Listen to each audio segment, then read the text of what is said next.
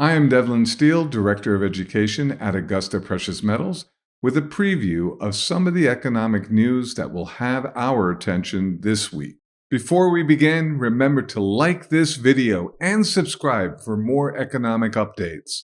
On Tuesday, we'll be served another round of housing market data with the release of the S&P Global Case-Shiller National Home Price Index for January.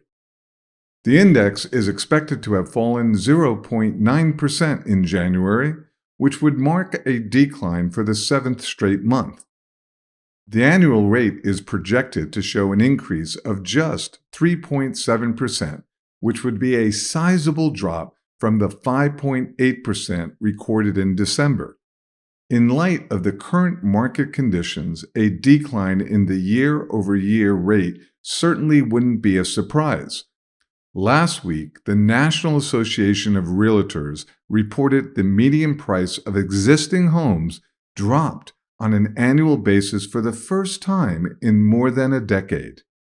The state of the housing market continues to be big news, but so, of course, is inflation.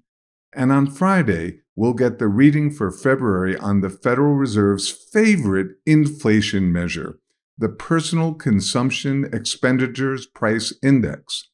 The Fed prefers the metric because the PCE's basket of goods is updated more frequently than that of the Consumer Price Index. Projections are the index rose at a 0.5% monthly pace, down just slightly from the 0.6% rate recorded in January. The forecast is for a similarly modest decline in the annual rate. Economists believe that increased 5.1% in February, a little slower than January's 5.4% year-over-year pace. Finally, we'll be treated to two separate measures of consumer confidence in the coming days.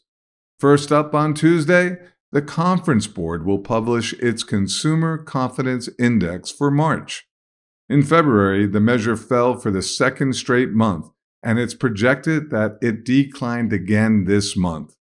Then, on Friday, the University of Michigan will publish the final measure of its Consumer Sentiment Index for March. The preliminary March reading of 63.4 reflected a decline in the index for the first time in 4 months, due mostly to respondents' concerns about inflation.